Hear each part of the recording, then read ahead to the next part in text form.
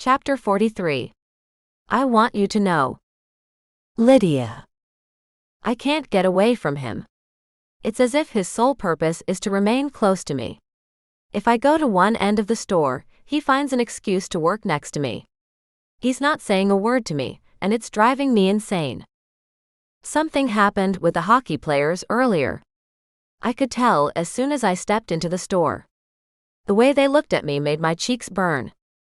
It was as if I stepped into a very intimate moment, but I wasn't just the intruder. I was also part of whatever was going on.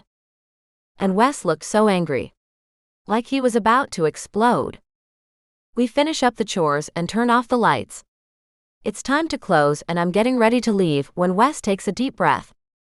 Standing in the back room by the hook where my bag is hanging, I slowly turn to him. It's a meaningful breath and all of a sudden, there's tension between us.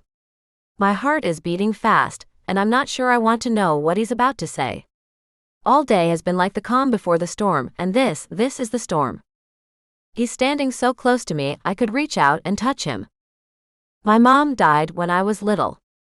I blink at him. The tension is coiling inside me, ready to snap. But this was not what I was expecting. What? She died when I was a baby. So I was raised by my dad. When I was 6 years old, he told me he met someone. They got married a year later, and I got a second dad. I stand absolutely still. The way he's speaking, the pauses, the careful words, it's telling me this is significant. It's meaningful to him. So I listen. Neither of them are into sports. At all. They support me, but their Super Bowl is Fashion Week. Or the Cannes Film Festival. Or the Eurovision Song Thing. Since they never make me watch any of those, I never make them watch me play. It seems fair to me. I still know they love me. Okay. I had no idea Wes had 2 dads. Not that it matters. So it was my uncle, my mother's brother, who taught me to skate. It was he who took me to different sporting events, and made sure I could have that in my life.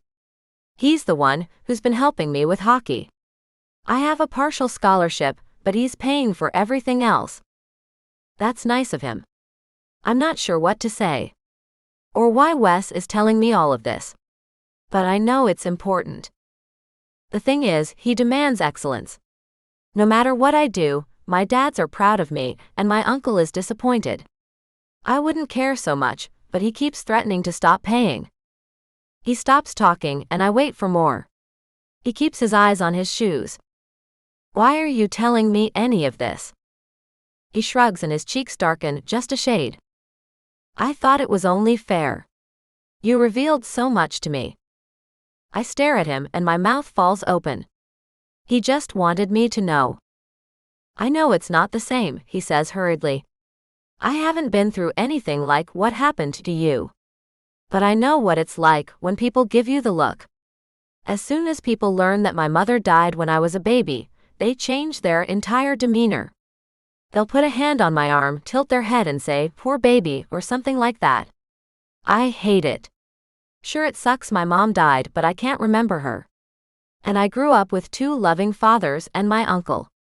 I had a very happy childhood. But some people just can't understand that there are happy families that aren't conventional. The worst is when they're sorry for what I've been through. I didn't go through anything. Except for an almost perfect childhood. I had everything I needed, and I never felt like I was missing out. But even now, people feel sorry for me because I don't have a mom. He's so passionate, all I can do is stare at him. He wants me to know this, because he feels like he owes me something. As if my opening up to him created a debt. But he's offering me a piece of himself. And I think it's a piece that not a lot of people get to see. Some people don't know how to deal with situations that they're not familiar with. I say carefully. And some people are just assholes. His shoulders sink a little and he relaxes. We stand in silence for a moment, then I grab my bag. I'll see you on Tuesday. We have a game on Saturday. Are you coming? I look up at him, and he's holding his breath. I might. Prez has a thing for one of the hockey players. Even if she shouldn't. JD has made it very clear he has no interest in her, but she hasn't given up yet. He nods. I'll see you there then. He hesitates. And maybe afterwards at Lucky's? My breath is ragged, and I can't slow down the pounding of my heartbeat. Yes. See you then. I almost run out of the store and to the bus stop. Did he just ask me out? As I sit down on the bus, a smile takes over my face. Did he just ask me out? On a date. Where we'll be seen by actual people. I take a deep breath and try to rein in my expectations. But he asked me if I was going to the game. And he wants to see me at Lucky's. He's going to talk to me in public. With his friends watching. I'm so deep in thought I almost miss my stop. Chapter 44. Baby Steps. Lydia. I wake up on Friday feeling odd. I'm almost at Dirty, where Trisha and Prez are waiting for me when I realize I'm excited. It's been a long time since I was this excited about anything. Let alone a date. Because it is a date. It has to be.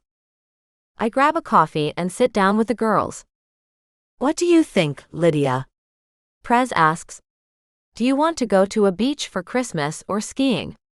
Daddy's talking about renting a cabin in some mountains and wants us all to come, but I told him we might want to do the beach thing again. I don't know, I say. I say skiing, Trisha says. Just imagine it. Cute outfits, hot cocoa by the fire.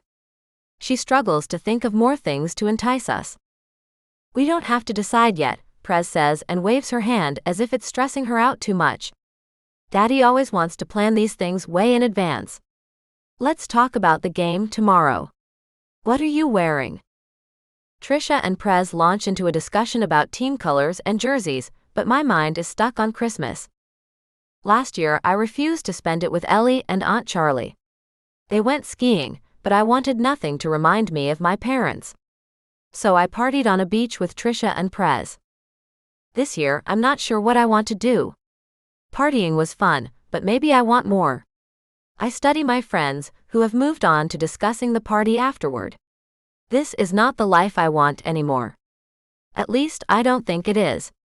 And I don't think it's what my mom would have wanted. I have to get to class, I say and stand up. Already? Prez asks. You'll be early. I need to talk to Professor Turner. I leave the coffee shop, more determined than I've been in a long while. I haven't been putting in as much effort as I could. And I need to sort that out with the professor. Because I want that internship. And I want a future that I control. And the first step is to find out what else I can do to make that happen. I stand outside the classroom, waiting when Professor Turner shows up. Miss Bridges, she says and opens the door. Is there something I can do for you? I take a deep breath. Yes. Because I'm all in now. I want this. I need this. I want more extra credit, I say. I know I was late turning some of my projects in, and I want to make up for that. Last year was not good and I've grown a lot since then. I want to set myself up for success. I cringe a little at the last words, and Professor Turner raises an eyebrow. I rarely hand out this many chances. Professor Turner studies me with intense eyes. I know. I've had some trouble adjusting after the accident. And you're better now. Instantly, I shake my head. No. Not at all. But I know I need to work on it. Her piercing eyes don't leave my face, and I do my best not to squirm. Very well, she says. I'm glad you're finally realizing that this is something you have to work hard for. I've seen potential in you. But only you can take the steps necessary. How about we schedule a meeting for Monday, so we can talk this over? Other students file into the room. I nod. Monday works. We agree on a time and I take my seat.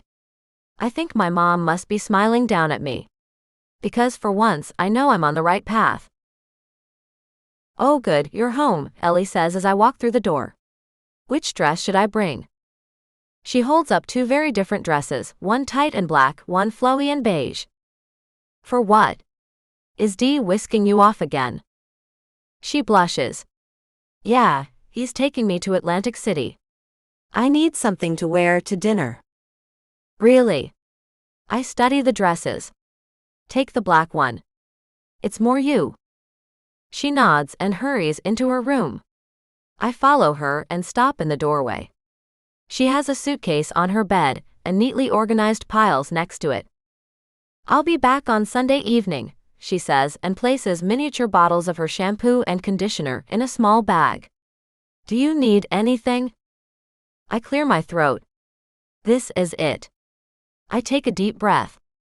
Ellie looks up from her packing.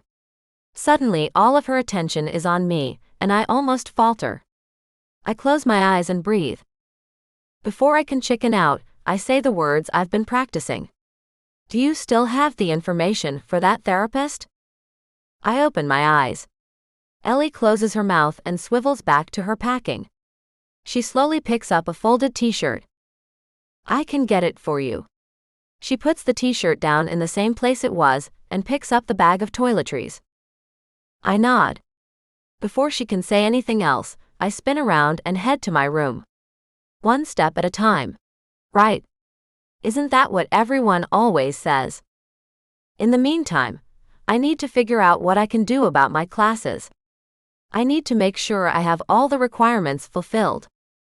I open my laptop and set to work. A short while later, Ellie knocks on my open door. I found the information, she says gently, as if a harsh word could be enough to make me change my mind. I'll send it to you. Along with some money for the weekend. Aunt Charlie will pay for the therapist. Just mention it when you contact them. She set it all up. I check my phone. Thanks. She lingers in the doorway. Do you want me to stay home this weekend? I don't have to go if you need me. No. I'm fine. I'm going to the hockey game. She hesitates a while longer, then she takes a few quick steps into the room and hugs me tightly. I just sit there, wondering when the last time we hugged was. If you need me, I can come right back home. Okay. Okay. She lets go of me, and I turn back to the computer. I stare at it through the blur of my tears as Ellie walks out of the room.